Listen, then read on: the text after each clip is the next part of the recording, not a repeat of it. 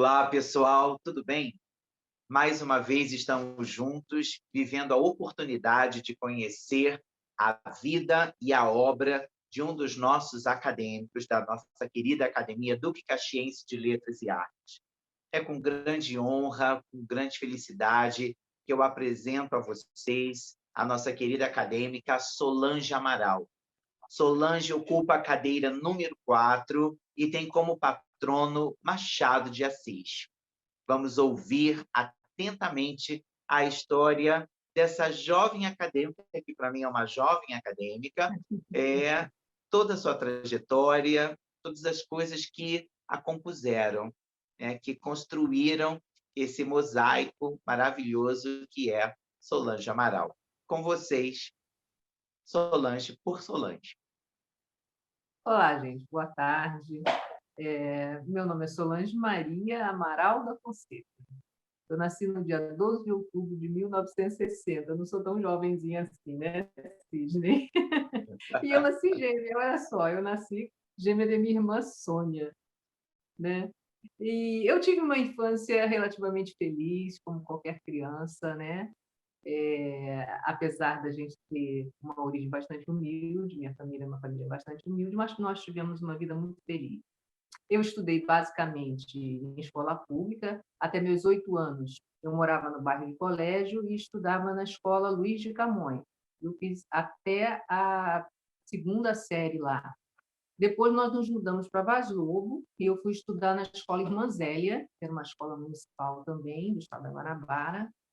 E eu estudei, concluí meu curso primário nessa escola. Nessa escola eu tive alguns professores que me marcaram bastante, como o professor Haroldo, que era um professor de matemática, e eu gostava muito de uma frase que ele dizia, porque naquela época era a introdução da álgebra na escola, né? Nós estamos falando de 1968, 69, por aí assim. E aí ele dizia a seguinte frase: problema não é problema quando se encara um problema como não sendo um problema. E aquilo ficou marcado na minha mente. Então, assim, para mim, matemática não era uma dificuldade, porque eu guardei aquela frase dele. Apesar de não ser uma exímia aluna de matemática, mas eu me dava bem na matéria, né? E tinha outros, a Como é professora que é? Maria Você pode Luzia. repetir isso para nós, para a gente não esquecer. O problema não é o Problema problema. não é problema quando se encara um problema como não sendo um problema, O né? Porque problema era não é aqueles o problema quando se encara o problema como não um problema. É isso? não sendo um Não sendo problema. o problema. É. Porque eram aqueles Eu problemas de conheço isso um pouquinho quadradinhos, né? diferente. Um amigo me ensinou assim: o problema não é o problema quando se tem a solução do problema. Ah, aí É você já mais tem ou a menos solução, né? isso. Não, ele Dialoga. não.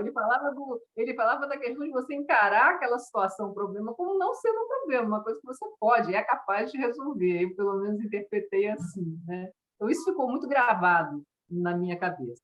Então, em 1968, nós nos mudamos para o colégio, fomos para a escola Irmã Zélia, e lá eu concluí meu curso primário até 1971, 72, né? Porque naquela época o curso primário era dividido em níveis, nível 1 até o nível 6, quando você fazia no nível 6 a admissão. Só que houve a reforma do ensino em 71 e nós não fizemos curso de admissão, nós fomos matriculados diretamente na escola para fazer o curso ginasial.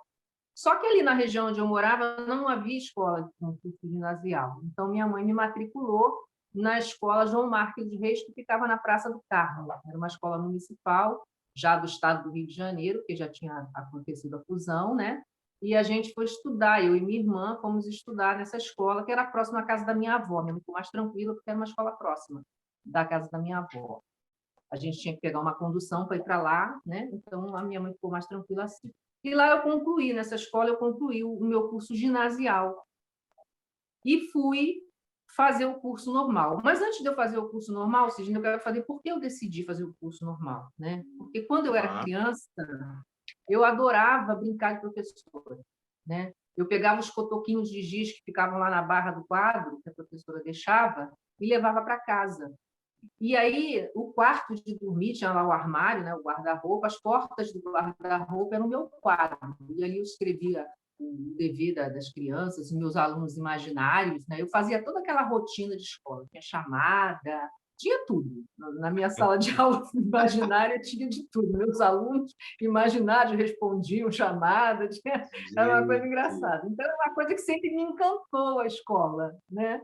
Até Aham. porque era naquela época, assim, era um local onde a gente se encontrava mesmo com os nossos coleguinhas. A gente tinha muito pouca oportunidade de sair, né? E a minha mãe também era uma pessoa de educação muito rígida, ela não nos deixava sair para brincar na casa de colegas.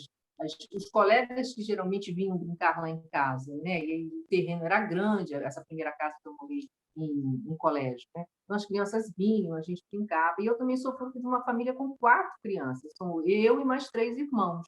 Então, a brincadeira era muito em conjunto, né? Então, a escola sempre me encantou, que era o espaço onde eu podia ampliar a minha relação com outras crianças. E nisso eu decidi, então, fazer o curso normal, o curso de formação de professores, que eu fui fazer no Colégio Estadual Heitor Lira, na Penha. Eu me formei em 1979 professora, e assim que eu me formei, a Prefeitura de Caxias, aí eu me introduzo na cidade de Caxias, que até então eu só ouvia falar pela Rádio Tupi, a cidade onde a galinha cisca para frente, né? A famosa Duque de Caxias, né? Ah, Era a fama de Duque de Caxias. Aí eu me ixi, introduzi mas você Caxias. sabe o porquê disso? A galinha cisca para frente? Que história é É essa? porque assim, os noticiários que a gente tinha era uma cidade de muita violência, né? Os Aham, crimes aconteciam muito em Duque de Caxias, a famosa época de Tenório Cavalcante, enfim, era essa visão que a gente tinha de Duque de aham, Caxias, aham. né? Então, eu fiz o primeiro concurso, prefeitura era uma área de segurança nacional, a cidade, né? E eles abriram em 1979, de 1979 para 1980, eles abriram o primeiro concurso público da cidade. E eu me inscrevi para o magistério, né? E eu me inscrevi e fui aprovada nesse concurso. E em 1980, então, eu entro para a rede municipal de ensino e eu sou lotada na Escola Municipal Visconde de Itaboraí, que na época era dirigida pela professora Vera Ponciano. Então, eu conheço Vera Ponciano e estabeleço com ela essa parceria que dura até os dias de hoje, né? E nessa escola eu exerci as funções de professora regente, depois de orientadora pedagógica, a convite da professora Vera, porque a orientadora pedagógica da escola teve um problema e precisou ser transferida, né? E eu assumi a orientação pedagógica. E logo depois, a professora Vera é convidada a assumir uma coordenadoria de educação de jovens e adultos na Secretaria Municipal de Educação. Ela deixa a direção de escola e eu assumi, então, a direção da Escola Municipal Visconde de Itaboraí.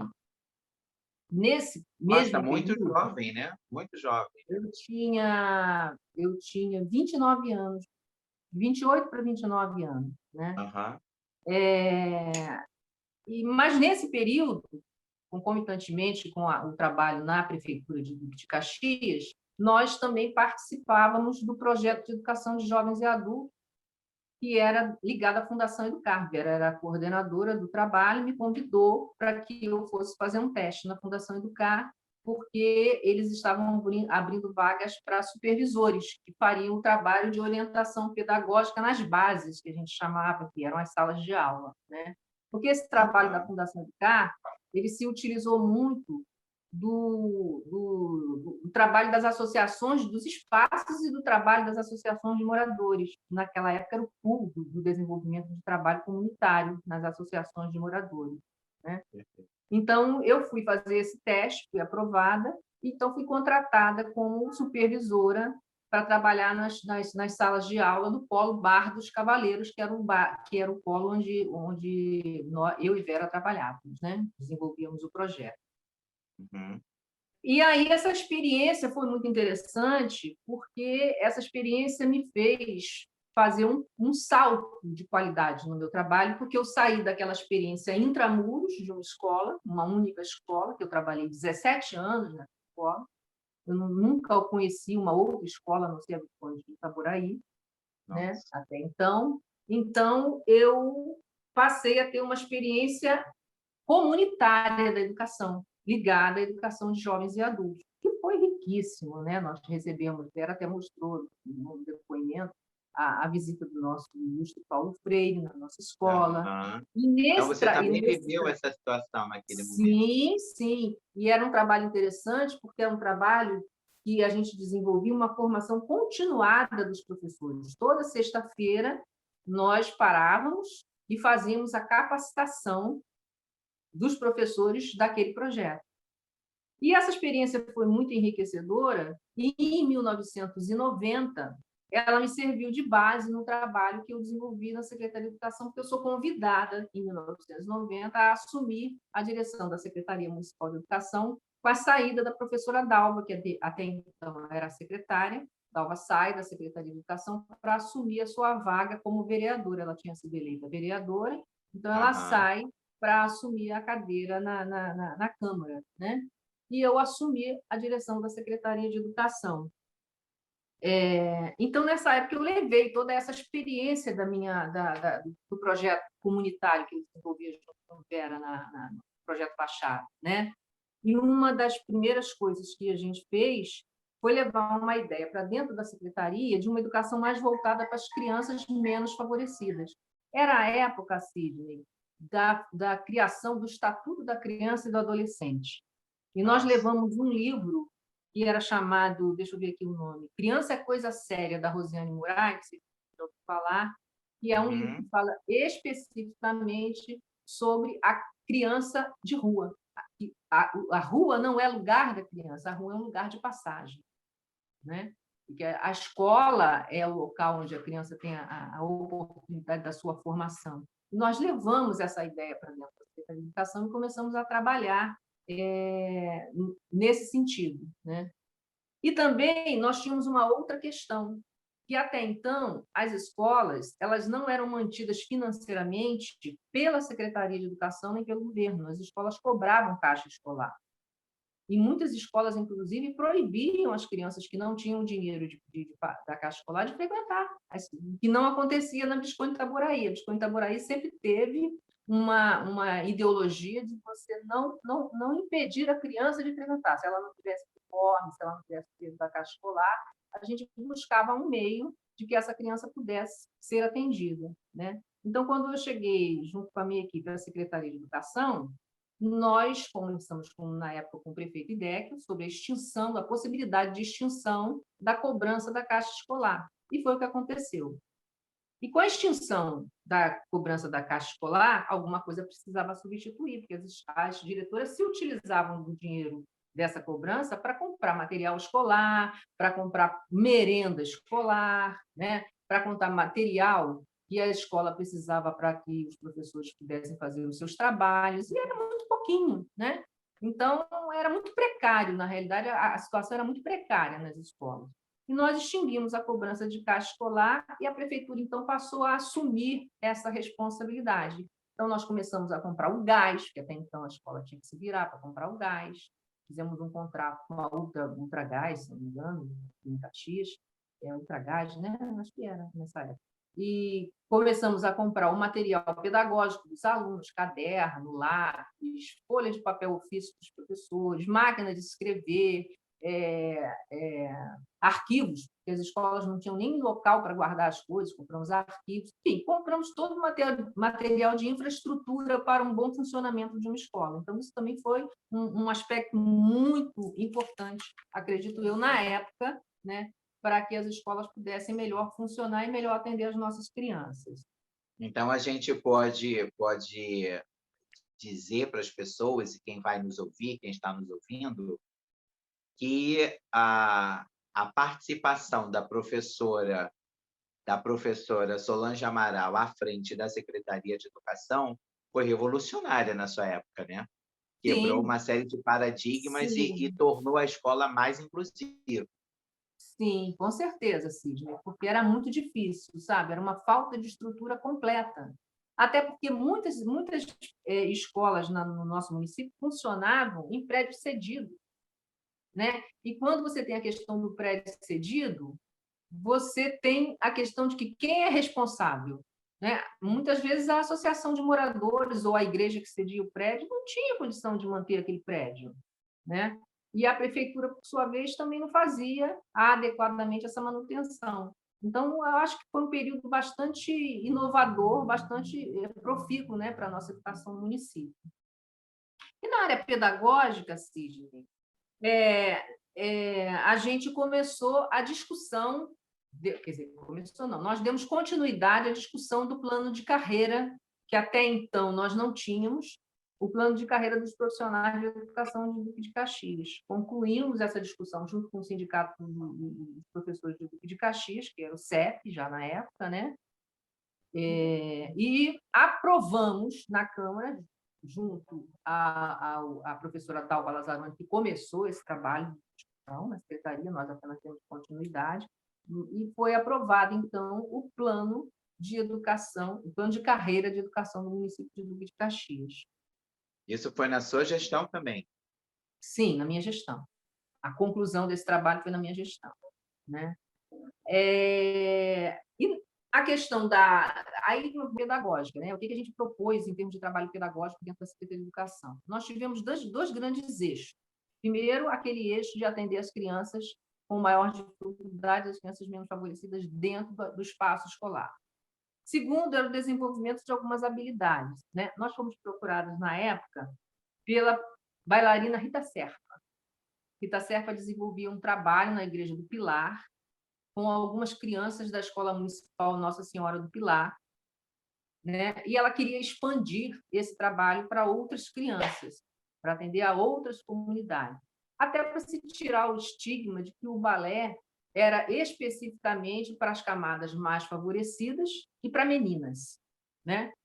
E aí a gente fez um projeto experimental com ela em 10 unidades escolares, e ela fazia a formação dos pequenos bailarinos, aqueles que mais se destacavam, eles eram tirados para coordenar o trabalho nas 10 unidades escolares que a gente selecionou na época. E um desses meninos era o Deco, né? Nosso acadêmico Deco. E nós conseguimos, junto ao prefeito, uma pequena remuneração para essas crianças. Olha que legal, né? Além deles ensinarem, eles também recebiam, né, uma ajuda de custo para desenvolver esse trabalho nas escolas. O trabalho foi lindíssimo. Nós culminamos com uma apresentação dos alunos formados com um balé na Câmara Municipal de Duque de Caxias. E depois esse projeto voou, está aí até hoje com a Companhia Luar de Dança, né? Gente, a companhia ela fez 30 anos de idade no ano passado, 2020. Então, quer dizer, esse projeto com a Rita Serpa iniciou na sua gestão como secretária de Educação da nossa cidade. Não o projeto, porque o projeto a Rita já desenvolvia na comunidade do Pilar. A proposta da Rita, quando ela nos procurou... Foi no Pilar que ela começou, não foi em Jardim? Na igreja, era ligada à Igreja Nossa Senhora do Pilar, no espaço da Igreja Nossa Senhora do Pilar. A Rita, quando nos procurou para que a gente pudesse ampliar isso e ela poder apresentar o balé para mais crianças. Que maravilha! Em nossa cidade, né? Foi aí que nós conhecemos então, o trabalho da Rita Serpa, exatamente, conhecemos o trabalho da Rita Serpa e demos esse incentivo, vamos dizer assim, para que o trabalho fosse divulgado em outros espaços também. Uma parceria maravilhosa que a gente desenvolveu com ela. Por muitos anos, tá, Sidney? Porque depois que a gente fez esse trabalho experimental, ela continuou as atividades do projeto em outros espaços também, né? Até hoje, né? A gente tem o Deco e tem a companhia. Sim. Já o seu grupo de dança, dando continuidade a esse trabalho. Hoje o Deco é um bailarino formado, um ator formado, né? Membro também da nossa academia. E um outro trabalho que nós também desenvolvemos diz respeito ao desenvolvimento do gosto pela leitura de poesias, pela leitura e pela escrita de poesias. Esse trabalho foi desenvolvido junto com o teatrólogo e ator Nélio Menezes e sua esposa Zinha. Não sei se você conheceu o Nélio. Né? Nélio, pessoalmente, não. Não, né? Mas já ouviu falar, né? Sim, sim. Ele é contemporâneo de Hélio. De Hélio esse Mendonça. pessoal. O Nélio, infelizmente, já faleceu, né? O Nélio faleceu, né? De Hélio, não. E aí, nós também fizemos um projeto experimental com o Nélio, ele, junto com a Zinha, eles iam à escola, apresentavam o trabalho ao grupo pedagógico, aos orientadores pedagógicos das escolas, eles compraram a ideia e as crianças eram estimuladas ao desenvolvimento da leitura de poesias e, consequentemente, a partir da leitura, a escrever também poesias, a mostrar à criança que ela também é capaz de escrever poesia, né? Poesias, contos, mas era basicamente poesias. E esse projeto resultou na confecção de um livro chamado Nós por Nós. As crianças escreviam poesias, né? E esse Nossa. trabalho culminou com a apresentação desse livro também numa cerimônia na Câmara Municipal de Duque de Caxias. Um Então, na trabalho muito verdade, lindo. essa professora que começou a lecionar para os seus alunos imaginários no quarto de Sim, casa, sim. essa professora encantadora se torna É, uma mulher revolucionária que assume uma secretaria de educação em meio a um processo de ditadura militar e ainda assim conquista as pessoas, vai conquistando as pessoas, abrindo as portas da escola com projetos de inclusão, né, fomentando a arte, a dança, o livro e a leitura. Que extraordinário, Solange. é assim, Sidney, eu não vivi esse período da ditadura militar, especificamente falando na educação no município de Caxias. Quando eu Aham. entrei na prefeitura, o prefeito Américo já estava saindo, né? Logo depois veio o prefeito Idec, que foi uma pessoa que sim, deu uma abertura enorme para o desenvolvimento da educação no nosso município. Ele é o responsável pela criação do piso salarial do magistério, que na época foi revolucionário, eram 3 salários mínimos. Quando eu entrei na prefeitura, eu recebia um salário mínimo, né? Depois, a gente conseguiu, junto quando da formulação do plano de carreira, nós conseguimos um piso que em lugar nenhum pagava, que eram 3 salários mínimos. Depois passou a 5. Felizmente, hoje, o nosso plano foi praticamente desfeito, né? Mas, mesmo assim, a gente ainda tem um plano de carreira que nos guie, porque tem município que nem plano de carreira ainda tem, Sim, né? Caxias é uma referência ainda para a questão da É, educação do exatamente. Estado. Mas, assim, eu quero louvar aqui também o papel do prefeito Idéquio com relação à sua sensibilidade para essas questões, né? Tanto quanto eu o procurei para que a gente extinguisse a cobrança da carga escolar, imediatamente ele foi sensível a essa questão, né? Como também ajudou na formulação do nosso plano de carreira, recebendo as minhas solicitações, as solicitações do sindicato e acatando muitas delas, né? Então, isso foi muito importante, né? Outra coisa Uhum. também, Sidney, é que a prefeitura, nessa época de 1980, já começava a receber alunos na época chamava-se educação especial, né? Porque quando eu entrei na prefeitura, nós tínhamos alunos que apresentavam dificuldades e a gente não sabia o que fazer com eles. Em 1980 se institui na prefeitura, porque esse trabalho também já existia no estado, mas muito, muito, muito pequenininho, né? Incipiente, de educação chamada educação especial, na época se chamava, né? E aí nós instituímos também a criação da coordenadoria de educação especial dentro da Secretaria de Educação, que até então não existia. Existia um serviço de educação especial, era relegado à categoria de serviço, né? Mas nós desenvolvemos, e a professora Esther Mascarenhas foi quem assumiu a coordenação dessa coordenadoria. E aí a gente teve a criação da Escola Municipal de Educação Especial, que hoje se chama Regina Célia, né? Em Jardim Primavera, a primeira escola municipal de educação especial. E abriram-se várias salas nas unidades escolares, abriram-se várias salas que atendiam a educação especial, né? A Visconde de Itaboraí foi uma das primeiras escolas que abriu uma turma especificamente para educação especial, né? E Mais um aí, vamos trabalho falar. aí de inclusão, né? Sim, começando um trabalho de. Ainda não era uma inclusão, né? Mas era pelo menos um trabalho de atendimento, porque os professores eles ficavam muito sem saber o que fazer com uma criança que apresentava dificuldade numa turma de 30, 40 alunos, que era o número de alunos que a gente tinha basicamente por turma, né? Era muito difícil atender uma criança, as necessidades de uma criança, que precisasse de um atendimento mais, vamos dizer assim, especializado, né? E aí se criaram as salas de educação especial, que depois, com o tempo, elas foram modificando desenvolveu o trabalho de inclusão dessas crianças em salas regulares. Que é uma discussão que a gente ainda mantém até hoje, né? Assim, a gente Uhum, também, para incluir, tem que ter qualidade na inclusão, né? exatamente. É. E como é que a E aí, academia surge na vida dessa pois é. educadora? Aí essa educadora, na época, a Secretaria de Educação era em 1990, não existia Secretaria de Cultura, né? Era a Secretaria de Educação e Cultura. O Carlos Ramos, ele era responsável pela coordenadoria de cultura. E o Carlos Ramos me apresentou os salões de artes do município. O Paulo Ramos fazia exposição, oh meu Deus, como é o nome?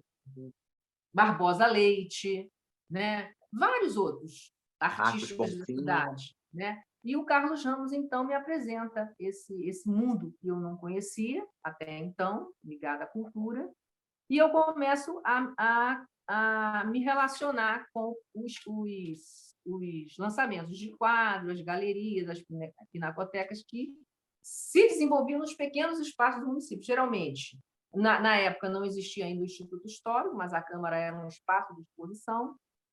E também a Associação de Artista Plástico, ela é fundada pela professora Leni Serafim, junto com a Irani Fonseca, Irani, Marta Irani Rossi, Penha Fonseca. Santiago, Macafe, Vera Ponciano, né? Essa associação de artistas plásticos é responsável, então, começa a ser responsável, então, pelo desenvolvimento e pela expansão da arte no nosso município. Foi muito importante, porque a associação ela também buscava qualquer espaço para apresentar os artistas da nossa cidade. Em que Nessa anos época, eram isso? Em que ano eram esses movimentos?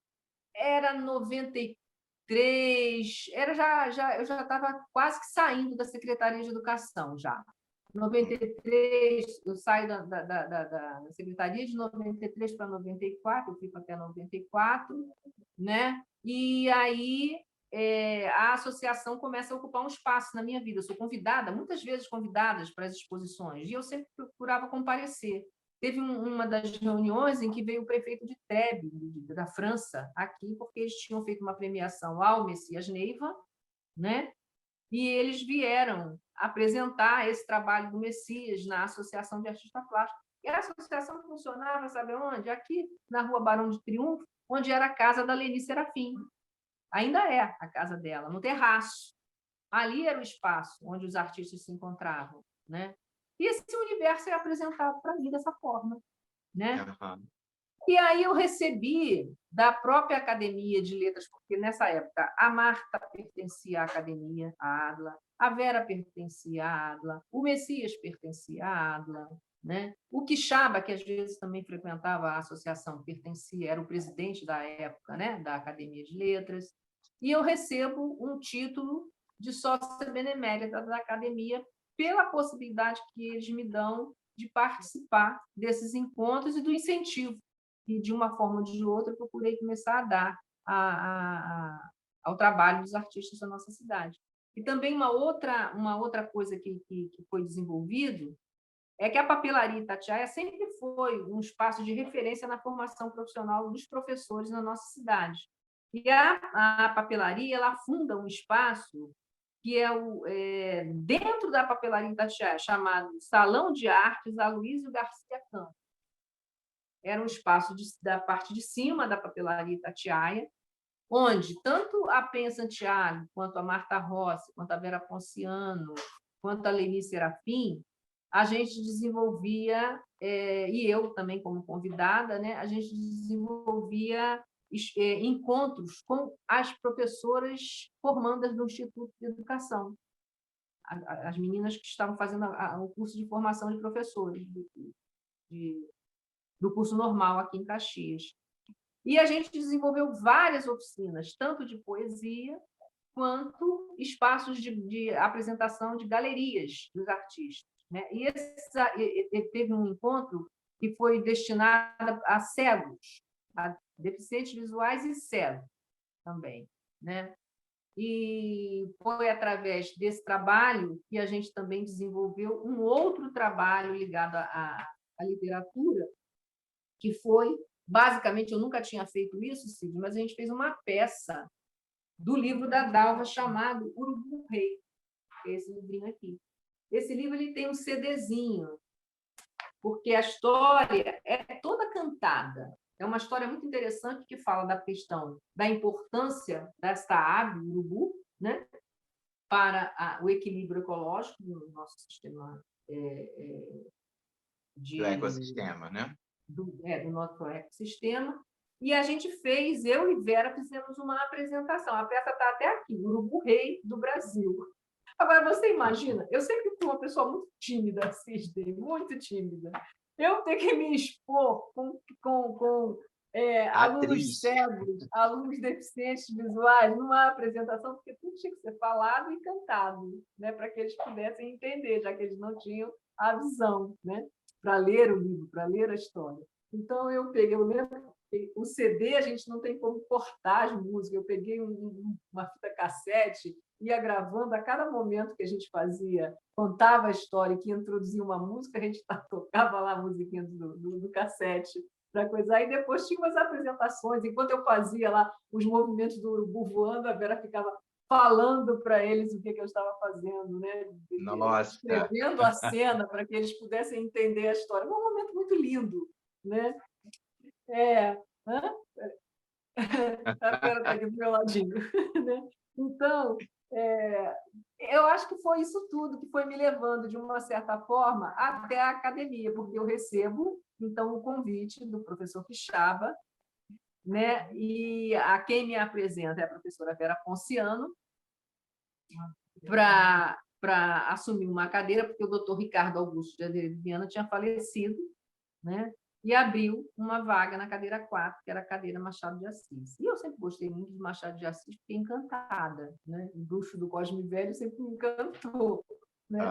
E aí eu tive a grata satisfação de ser acolhida na academia, né? Ter o meu currículo aprovado, e assim eu assumi essa cadeira na ADLA, né? E já na ADLA, basicamente professora Vera, Penha Santiago, que éramos mais ligadas, né? A Irani Fonseca, que hoje não está mais aqui em Caxias, está morando em Brasília. A gente começa a desenvolver um projeto chamado A Adla Vai à Escola, né? Nesse projeto A Adla Vai à Escola, eu levo uma proposta da gente discutir e ler Machado de Assis. E eu escolho um conto, que é o conto de escola, esse contozinho, que está aqui, né? E é a história de um menino, das travessuras de um menino, é a história das aventuras dele ainda no período escolar, da relação com os colegas, da relação com o professor, aquela educação extremamente tradicionalíssima, né? Em que os alunos eram chamados senhor, o personagem principal é o senhor Pilar, né? Que é um menino travesso, terrível. Né? E a gente passa a discutir esse conto. Nós fizemos esse conto na escola Lia Márcia, a escola estadual Lia Márcia, a escola Vinícius de Moraes, em várias escolas. Né? Mas, assim, o que ficou mais marcado em mim foi a participação dos alunos. Nós fazíamos uma dinâmica, porque não era uma dinâmica só de leitura, né? A gente fazia uma dinâmica para a gente descobrir como era Machado de Assis, como escrevia Machado de Assis, como ele vai nos detalhes da realidade, que quando você lê Machado de Assis hoje, você é capaz de imaginar aquela época que ele vivia, com tantos detalhes que se colocam na sua literatura. Né? Essa característica realista dele, né? Essa característica realista. Exatamente. Em então, detalhes, assim, né? E os alunos ficaram encantados e ficaram maravilhados de ver como é fácil ler Machado de Assis dessa forma, né? E foi assim um trabalho que me enriqueceu muito, que me gratificou muito, especialmente pela participação dos alunos. E eu lembro que quando eu fui na escola Lia Márcia, a escola parou. Nós entramos na biblioteca, que era um espaço relativamente pequeno. Quando eu olhei, tinha professores de português todos sentados atrás de mim, assistindo a minha apresentação. E eu fiquei assim muito lisonjeada com isso. A escola Maravilhoso. parou e eles desenvolviam, faziam um café literário lindo depois dos trabalhos. Foi um momento muito rico, né? Que me Aham. gratificou muito. A professora Francisca Erivan era a diretora da Escola Lia Márcia, a quem agradeço muito o acolhimento. E é isso, Maravilhoso, Cida. maravilhoso, Solange. Na verdade, assim, a gente teve a oportunidade de ouvir o professor Eudóxio, e ele Sim, falou muito de uma coisa muito singular que você teve a oportunidade de compartilhar na aula que nós exibimos, né, com a entrevista do sim, professor Eudóxio, da produção da revista da academia, né, em que sim, você sim, ativamente participou desse projeto. sim. Sim, Como era foi participar era um desse projeto? sonho, né, Sidney? Era um sonho porque, a academia, apesar de muito antiga, né, ela era muito pouco divulgada. Só as pessoas que realmente sabiam da sua existência, né, eram capazes de falar um pouquinho da academia. E o nosso objetivo era divulgar mesmo para as outras regiões da nossa cidade. E Caxias é uma cidade rica, não só economicamente, mas ela é rica culturalmente, né? E aí a revista foi pensada nesse aspecto, que fosse um instrumento de divulgação do trabalho, não só pessoal dos acadêmicos, mas da cultura de uma maneira geral, né? Uhum. E aí o primeiro grande debate foi que nome que nós vamos dar a esse instrumento, né? Que nome? Aí fizemos um concurso, primeiro concurso, saber que nome a gente vai dar. Entre os acadêmicos, selecionaram alguns nomes, e surgiu essa ideia, não me ocorre agora de quem foi, Letras e Artes em Revista, né? E aí foi esse o nome escolhido, está aqui, ó. A cada edição, a gente procurava promover um artista plástico na capa, né? Essa aqui é uma obra do professor Álvaro, né? É um quadro do professor, se eu não me engano, esse quadro estava até lá na nossa sala da academia, não lembro agora. Este daqui, essa edição aqui, é um quadro da Penha Santiago, da artista plástica Penha Santiago. Este daqui é um quadro do nosso querido Messias Ney. Eu não tenho Perfeito. todos aqui. Este Aham. daqui é um quadro do Paulo Ramos, né? E dentro Sim. a gente procurava falar de tudo. E também divulgar os nossos acadêmicos, né? Fazíamos uma galeria, escolhíamos sempre alguém para a gente fazer um pequeno histórico, uma pequena biografia, né? Ou do acadêmico ou do seu patrono, né? E assim, enquanto a gente teve condições, a gente manteve a edição desse instrumento de divulgação da academia. Só para rememorar, você toma Sim. posse quando? Quando é a sua posse Eu na tomo posse em academia? 2004, Uhum. na academia, né? Até então, eu vinha desenvolvendo meu trabalho junto às associações de artista plástico, ao Instituto Histórico, que eu também participei Perfeito. da fundação do Instituto Histórico, né? Sou sócia fundadora do Instituto Histórico, e basicamente era isso. Eu já tinha saído da Secretaria de Educação em 2004, eu já tinha retornado para a escola, né? E quando eu saí da Secretaria de Educação, eu retornei para a Escola de Escola de Itaboraí, né? Perfeito. E esse foi um período que eu não gosto de falar muito, não, porque depois, quando houve a mudança de governo, eu tive alguns probleminhas, fui parar em Xerém, né? Eu fui lotada em Xerém, na escola Presidente Vargas, que também foi um momento muito rico da minha vida, que era a primeira vez que eu saía da minha escola de origem, eu trabalhei por 17 anos, né? E fui lotada na minha segunda escola. Você vê, eu tenho 34 anos de serviços prestados à Prefeitura de Caxias, eu só trabalhei em duas escolas. Eu só saí da escola de Itaboraí quando eu assumi um cargo na Secretaria de Educação. E eu fui trabalhar nessa escola lá em Xerém, né? Na parte rural de Xerém, porque a escola era quase que divisa com Tinguá. Eu comprei com a Vera um Jeep, um Niva, para que a gente pudesse ter um carro de tração 4x4, que era um atoleiro só, para a gente chegar na escola, se a gente não tivesse um Nossa, carro de tração 4x4, a gente não chegava, né? Então, rali, nós íamos rali, juntas, eu educação em passava na rali. escola, eu passava na escola Tabuleiro, deixava a Vera e seguia meu caminho para a escola que eu trabalhava, né? E nessa escola eu desenvolvi, junto com a Unigran Rio, a professora Vitória, na época, né? Ela era coordenadora de a Vitória é a esposa do acadêmico Leal, né? José Carlos Leal. A Vitória tinha um cargo na Unigran Rio de expansão comunitária, né, que se chamava na época, e ela desenvolveu um trabalho de minhocultura, nos apresentou um projeto para desenvolvermos um trabalho de minhocultura nessa escola rural, porque essas escolas rurais, geralmente, elas tinham horta, né? Eram regiões que tinham horta. E aí foi muito interessante, porque era um projeto remunerado. Agora você vê que loucura, Sidney.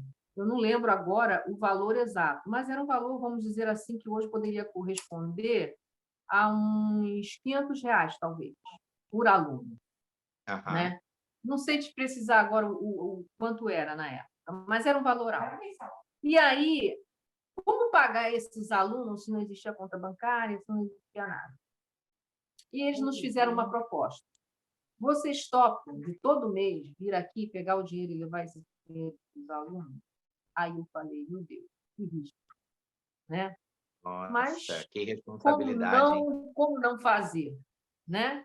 Como não fazer? Era uma oportunidade de dar a essas crianças uma visão, uma acolhida, um desenvolvimento de habilidade, porque eles eram matutinhos, né? Eles não saíam, a escola era num lugar tão longínquo que eles não conheciam outra realidade que não fosse uma fazenda onde eles trabalhassem, porque todos eram basicamente trabalhadores de lavoura, né?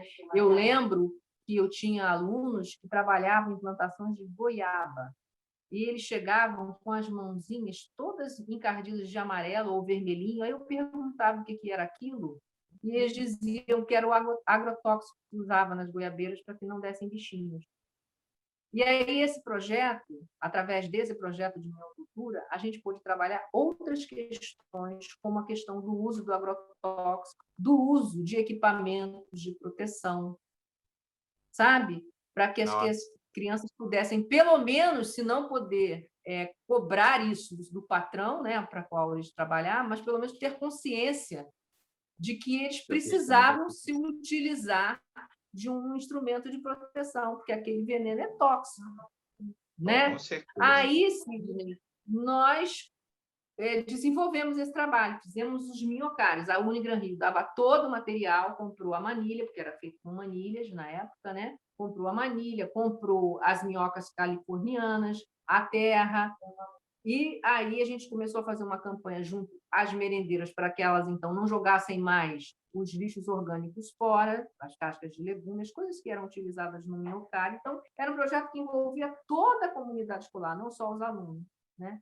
E eu lembro que a gente projeto ambiental de sustentabilidade, né, que gerava exatamente. E a gente ambiental, fez, e eles ficaram muito felizes quando a gente fez o primeiro empacotamento do humus São Lourenço, que era o bairro que a escola era situada, era o bairro São Lourenço, né?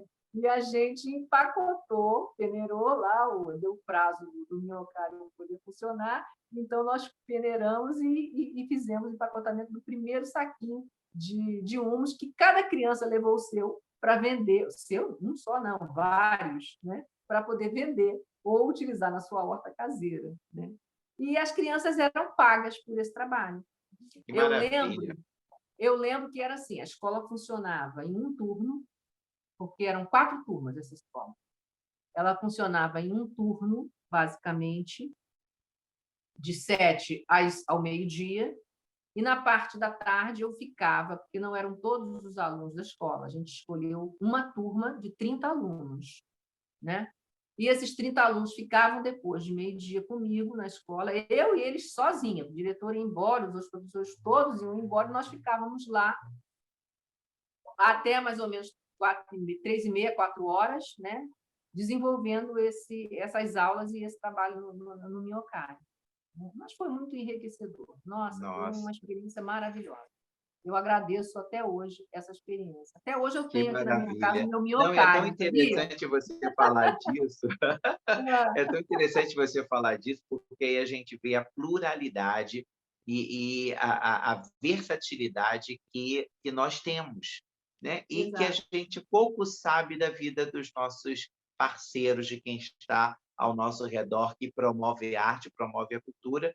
Porque quando você falou da professora Vitória, a primeira coisa que Sim. me veio à mente foi: criaram o coral lá, criaram Isso, eu o coral participei do coral lá em Cisne. Xerém, porque ela era líder, né, do coral da Unigran É, Rio. A gente conhecia muito a professora Vitória com essa é, marca desse coral da é, Unigran Rio. E é, aí você me fala de um biocário, eu falei assim, gente, é, né, que extraordinário, que extraordinário. é. Minha Eu amiga, me tenho, diz tá? uma coisa, Sim. me diga uma coisa, se a gente for pensar na obra, no legado que Solange Amaral tem deixado até agora, você já me falou vários, mas assim, né? E que impactante foi a sua presença nessa Secretaria de Educação, no Ô, sentido Cisne, de receber as pessoas, receber os alunos, não criar obstáculos para que esses alunos pudessem estar na sala de aula, desse dignidade à vida desses alunos e dos professores, né? Então, exatamente. não só os alunos, como também da classe do magistério. Mas eu penso assim, né? Queria te provocar para isso. Solange Amaral, pensando no maior legado que ela deixou, né? Qual a obra que Solange Amaral, até o momento, até porque você é muito jovem, ainda tem muita coisa para fazer, mas até o momento, o que Solange Amaral tem deixado para todos nós? Ô, Sidney, lembra aquela primeira frase do meu professor de matemática? Problema não é problema quando se encara um problema como não sendo um problema. Eu acho Nossa, que essa frase seguiu a minha vida inteira, né? Eu acho que se eu tiver deixado no coração de um pequenino aluno, de um professor, essa mensagem de perseverança, de vencer os obstáculos, né? Vera Ponciano, junto comigo, participamos de um projeto chamado Projeto Vencendo Obstáculos, porque nós desenvolvemos, já fora da escola, né, nós abrimos um espaço psicopedagógico chamado Oficina do Ser. A Oficina do Ser, eu não posso esquecer de falar do espaço da Oficina do Ser, porque foi também um momento muito importante da minha vida profissional, e acredito da Vera também. Né? Esse trabalho, esse espaço, ele é destinado a atender crianças com dificuldades de aprendizagem. Né? Eu como psicopedagoga, desenvolvia um trabalho junto às escolas já ligadas às escolas estaduais, né? Porque nessa época eu estava cedida à Secretaria Estadual de Educação, e a gente atendia, primeiramente nós atendíamos na escola na escola estadual Vinícius de Moraes, foi o nosso primeiro espaço, né? Nós íamos até a escola, os professores, eles apontavam os alunos que precisavam de acompanhamento pedagógico, né? Dentro da Vila Operária, da favela da Vila Operária. E esses alunos eram atendidos por nós nas suas dificuldades. E o que norteava a frase que norteava o nosso trabalho era: você pode, você consegue, você é capaz, né? E esse trabalho era desenvolvido junto com a Academia de Letras, porque através desse trabalho nós também desenvolvemos o projeto A Ata Vai à Escola, né? E aí nós criamos. A situação ficou difícil no espaço escolar, né? Dentro das unidades escolares, às vezes a gente não tinha um espaço para desenvolver esse trabalho com os alunos, então nós criamos um espaço denominado Oficina do Ser, que funcionava aqui na General Câmara, um prédio aqui na Rua General Câmara. Então, eu acho que se a gente consegue deixar... Teve uma criança que eu atendi, que ela, depois de um tempo, ela virou para mim, era até um menino, era filho de uma professora da escola. Ele virou para mim e falou assim: quando eu crescer, eu quero ser igual a você. Ele achava que eu era psicóloga, né? Então, eu vou ser psicóloga. Olha que gracinha, né? Então, assim, se eu tiver deixado, né, um pouquinho que seja, essa mensagem de vencer as suas dificuldades, de ter coragem de assumir a sua vida, de colocar seus projetos para frente, independente das dificuldades que se apresentem, eu vou ter deixado meu legado, né?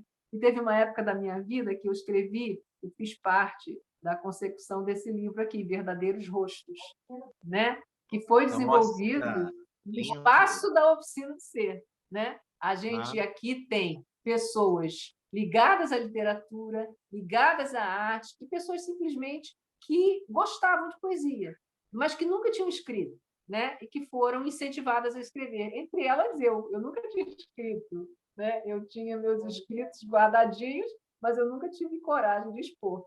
E eu lembro perfeitamente de um escrito que eu coloquei aqui, que foi uma fase muito doída da minha vida, mas eu escrevi, eu estava assistindo uma peça convidada pelo grupo de professores da Secretaria de Educação, ali no SESI, né? E a peça, eu não me recordo o título da peça, mas a peça versava sobre a questão dos instrumentos musicais tomarem vida, né? O que seria dos instrumentos musicais se eles tivessem vozes, né?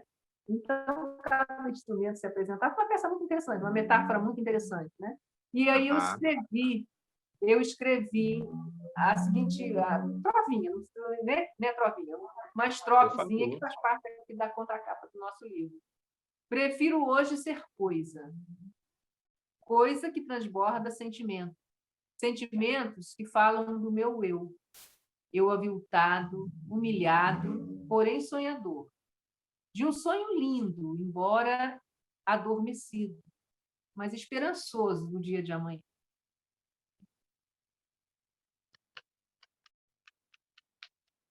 maravilhoso, minha amiga, maravilhoso. Assim, ouvir essas palavras é como eu vejo você, essa mulher dessa menina aí, mais uma vez, né? Que histórias maravilhosas as histórias de vocês, porque é de uma menina que sonha, que brinca em casa como educadora e se transforma nessa educadora e assume à frente da educação no sentido de lutar pelas pessoas, que você não lutou por você, em nenhum momento eu ouvi alguma coisa, eu queria isso para mim. Não, eu não ouvi um eu singular, eu ouvi um eu que era nós, né? Um eu que era alguma coisa no sentido de lutar pelos outros, a todo momento, por onde você passou, né? Na secretaria, na escola, nas escolas, na oficina do ser. Olha como chama essa oficina, né? A construção, a oficina, a construção de um ser que é complexo, de um ser que não é fácil, se sentir construído, firme, forte, para enfrentar aí o problema como não sendo problema, não é verdade? Mas você está aí, cheia de esperança, cheia de coragem, com essa leveza que é você, com essa tranquilidade que eu sempre senti ao estar ao seu lado. Essa menina que mergulhou no mundo do Machado de Assis, mas que transforma a sua realidade a cada dia por meio do seu toque, desse seu toque sutil, singelo, gracioso, amoroso. É Solange Amaral. Solange, o que você diz para os nossos cursistas, para quem estiver ouvindo a gente, qual a mensagem final que você gostaria de deixar, sua visão para o futuro? Bom, eu gostaria primeiro de agradecer esse espaço, né, de apresentar um pouquinho da minha história e dizer para vocês que lutem sempre pelo que vocês desejam, pelo que vocês almejam, né? E diante dos obstáculos, lutem, porque é possível ultrapassar. Maravilhoso. Tá bom? Obrigada.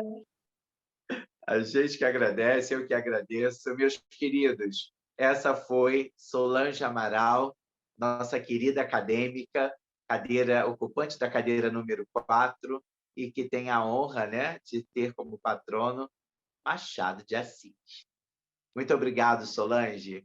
Seja bom, que tenha sido bom para todos nós. Vamos continuar essa jornada de aprender com as histórias das vidas das pessoas que marcaram a história das letras e das artes de Duque de Caxias. Muitíssimo obrigado, minha amiga. Obrigada a você.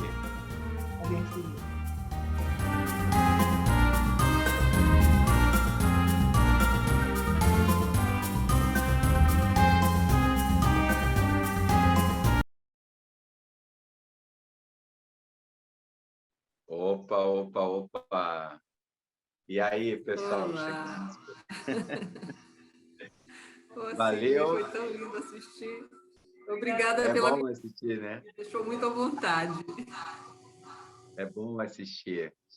Aí a gente percebe, né, como que é o processo da fala, da emoção, das histórias, das memórias que vem à mente, enfim, né? E a gente vai trazendo vida a tudo isso que foi construído lá atrás, né? Terezinha, vem mais para cá para a gente aparecer. Terezinha também está aqui. Pessoal, como foi ter ouvido Solange Amaral? Quem gostaria de falar alguma coisa ou perguntar à própria Solange que está aí? Eu quero agradecer antes de qualquer coisa, né? Eu acho que o pessoal pode também falar, mas, Solange, eu fiquei tão impactado assim, com o que você contou, porque eu te acho muito jovem mesmo, né? A minha mãe falou agora, tá? O microfone estava fechado, a minha mãe, bonita ela, né? Nova, bonita. É muito bonita, muito jovem, enfim. Imagina você, uma menina praticamente, tudo bem que você falou que já tinha lá os seus 30, alguma coisa, mas está à frente da Secretaria de Educação de uma cidade como Duque de Caxias, com uma população enorme, né?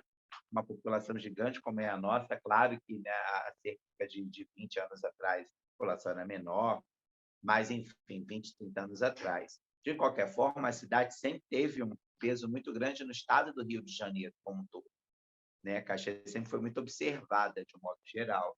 E você conseguia, assim, claro que você não atuou sozinha, mas esteve à frente. E à frente, eu fui aluno de escola pública, gente. Eu também fui aluno de escola pública, de escola estadual. E, na época, se você não tivesse uniforme, você voltava para casa. Se eu não tivesse com o bolso da escola, eu tinha que estar com o bolso da escola costuradinho lá na blusa. Se o bolso, né, se eu não tivesse bolso, tinha que voltar. Se o meu tênis não fosse preto, se não fosse um quichute preto, eu tinha que voltar para casa. Eu voltava, né? E outra coisa, a gente comprava livro, eu adorava, né? Para as papelarias com os meus pais, assim, para poder comprar o livro, aquele cheirinho de livro novo, criança abrindo, né? Com tudo vazio lá para você escrever. A gente comprava livro, né? Então, você consegue, de alguma maneira, se quebrar uma série de paradigmas no sentido de inclusão mesmo, né? E isso, naturalmente, está aqui presente a nossa amiga, que contou também a sua história, Vera, né? Nesse Visconde de Itaboraí, correto? Se eu não estou enganado, Vera não permitia que as crianças voltassem, indo descalça, né, Vera? Descabelada, com piolho, sei lá mais o quê, mas não voltava para casa, Do né? Não jeito que voltava. viesse, tinha que ficar. Né? E eu acho que você bebeu dessas águas, porque você falou que foi a primeira escola que você atuou, onde Vera era diretora, né? E você não tem dúvida que você pode aprender também com essa convivência, né? Esse sentimento de inclusão, de abrir as portas da escola para todo mundo. É verdade, Cid. Eu não posso deixar de colocar a importância... Deixa eu ver se eu desligo. Isso. A importância dessa parceria com Vera. Porque eu era muito jovem quando eu entrei na prefeitura. Eu tenho que... Tá 2 telefones perto? Se tiver, é só tirar o som de um. Fala. Você tirou o seu, você que está sem som.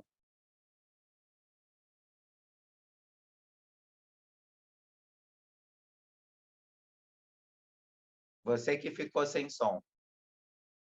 Fala. Vai dar microfone agora. Vou desligar o dela aqui. Tem que tirar o som do outro, do seu não. A Vera fica aqui pertinho de mim. Não, pode ficar, fica bem. Eu era muito jovem quando eu entrei na prefeitura, eu tinha só 19 para 20 anos, né? Então, e nenhuma experiência profissional em escola alguma. Então, quando eu venho para Visconde de Itaboraí e já encontro uma realidade dessa, é a grande formação minha, né? Essa experiência conjunta com Vera foi fundamental na minha formação. E é claro, né, toda uma participação também de outras pessoas na minha vida, não só a nível de escola, né, que compuseram essa Solange que existe hoje. Eu queria falar um pouquinho, porque eu sempre fui uma pessoa muito, muito tímida, extremamente tímida, né? E eu lembro que quando eu fiz o meu primeiro discurso na Secretaria de Educação, foi um discurso muito triste, porque foi a época da morte da professora Olga Teixeira. A professora Olga Teixeira saiu, foi ao centro da cidade resolver uma questão qualquer e foi atropelada e faleceu. E eu tinha acabado de assumir a Secretaria de Educação praticamente, né? E era o meu primeiro discurso fora da secretaria. E eu queria confessar aqui que eu tremia tanto, eu não sei como eu consegui ficar em pé. As minhas pernas tremiam, a minha voz ficou presa que eu não conseguia falar. Foi assim insuportável. Então foi um trabalho mesmo de vencer obstáculos pessoais, vencer obstáculos de exposição, que para mim era uma coisa extremamente difícil, né? Eu sempre fui muito fechada. Eu tenho até uma poesiazinha que eu queria ler para vocês e agradecer a audiência de vocês aqui, né? Que ela diz assim, porque eu só escrevo, quando eu escrevo alguma coisa, eu escrevo porque eu estou assim, com excesso de sentimento. Não sei se isso acontece com toda pessoa que escreve, né? Então, é excesso de sentimento. E aí, de alguma forma, eu tenho que botar isso para fora. E aí eu escrevi: o silêncio me domina, me cala a voz, me endurece a mão. Então, qual é a forma de expressão? Falar das dores, dos meus amores, é mais que vontade, é necessidade. É a forma de alívio desta tensão que transborda em meu coração. Falar para dentro é tão ruim, quem quer saber um pouco de mim? Então, assim, falar nesse momento para vocês, expor um pouquinho da minha vida, né, que foi uma parcela importante da minha vida, foi muito gratificante, sabe? Então, vencer esses obstáculos pessoais foi o que mais difícil eu tive que fazer nessa minha trajetória, me expor, né? Como professora, você já se expõe, mas a relação com o aluno, ela se torna praticamente assim, quase que familiar, né? Então, ela se dá de uma forma muito, eu acho que muito simples, depois que você os conhece, depois que você estabelece a relação com eles, é uma relação natural. Mas, fora isso, você se expor com professores, porque aí você já tem uma crítica maior, né? Você se expor em outros ambientes, para mim era de extrema... Foi um trabalho interno que eu tive que fazer muito grande comigo, né? E eu quero aqui agradecer a todas as pessoas que participaram comigo dessa trajetória. De uma certa forma, me ajudaram a compor esse mosaico que eu apresentei para vocês aqui. Solange, hoje é dia... Oi? Hoje é dia... Estou sem som. Está ouvindo? Estão ouvindo? Estou sem som. Você está sem som? Não estou escutando. Está me ouvindo, Letícia? Estou ouvindo, professor. É? Isso. Está conseguindo me ouvir? Estou sem som. Oi. Você ficou sem som? Ah, gente. A gente estava ouvindo bem ela, né? Tá dando para ouvir bem ela e você. Solange, conseguiu? Está me ouvindo? Agora eu que não estou ouvindo. Pronto, já estou. Está me ouvindo? Estou, agora estou. Ah, tá, maravilha. Minha amiga, então, hoje, né, assim, um dia especial, porque é um dia onde a gente pensa a educação, né, numa maneira global, né? E veja bem, quando a gente fala em educação, que vem lá do verbo educare, que significa tirar do lugar, tirar alguém do seu lugar, né? É esse ex ducere, é tirar do lugar. E aí eu penso que você, enquanto educadora, foi quem mais saiu do seu lugar, né? Foi quem mais conseguiu se reconstruir, porque veja bem, né? Quer dizer, além de educar, teve de atuar, teve de sair do seu lugar, e teve de escrever, teve de sair do seu lugar, né? Teve de se relacionar com as pessoas de uma maneira inimaginável, porque enquanto secretária responsável, né, de cuidar de toda a educação de uma cidade, precisou se relacionar com muitas pessoas, ter jogo político, inclusive, para saber lutar para conquistar as coisas, né, para a educação da própria cidade. Então, eu fico feliz de saber que você é essa educadora que se permite sair do seu lugar, que se permite se educar a todo momento. E aí eu lembro de uma história, porque o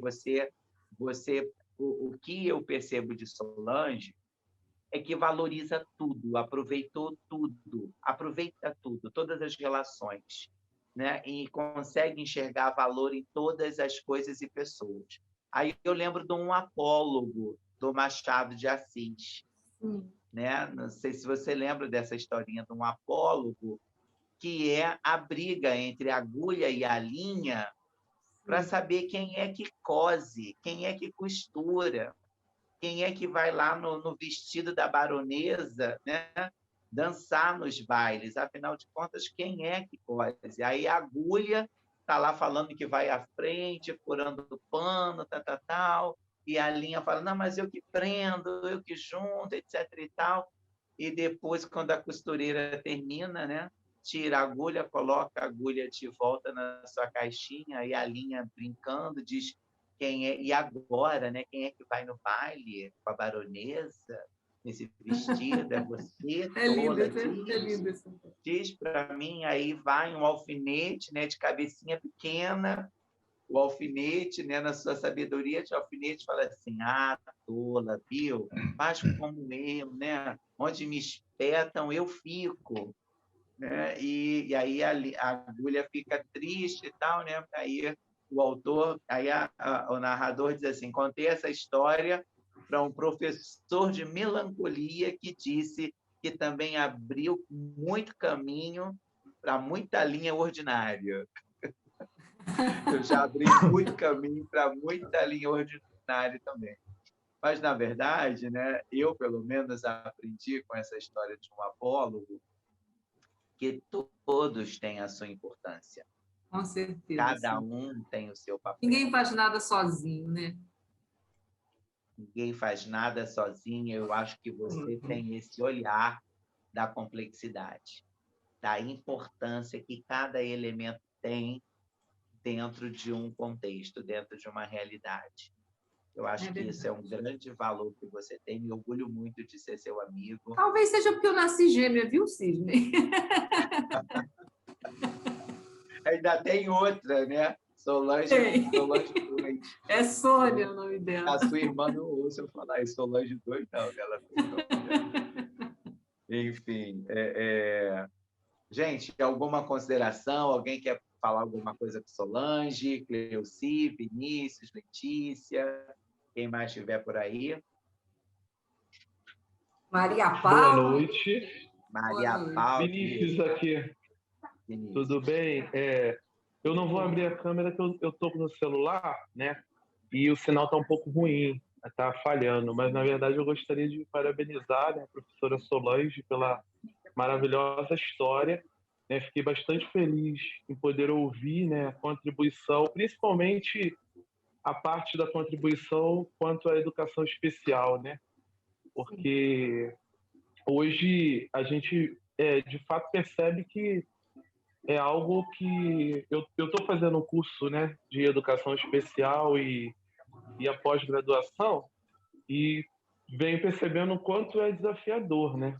E Caxias, acho que dentro do Rio de Janeiro, tem um papel importante nesse processo, né, da implantação da educação especial, né? Acredito, por conta aí de todas as conquistas. Então, assim, parabéns, né? E é uma história assim maravilhosa, extraordinária, né? Tanto a da professora Solange quanto a da professora Vera, né? muito obrigado assim, pela oportunidade. A cada aula vem sendo uma melhor do que a outra. Parabéns. Muito obrigada.